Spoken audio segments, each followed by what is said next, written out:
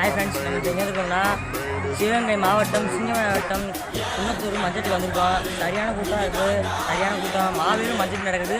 வாங்க வீடியோ பார்க்கலாம்.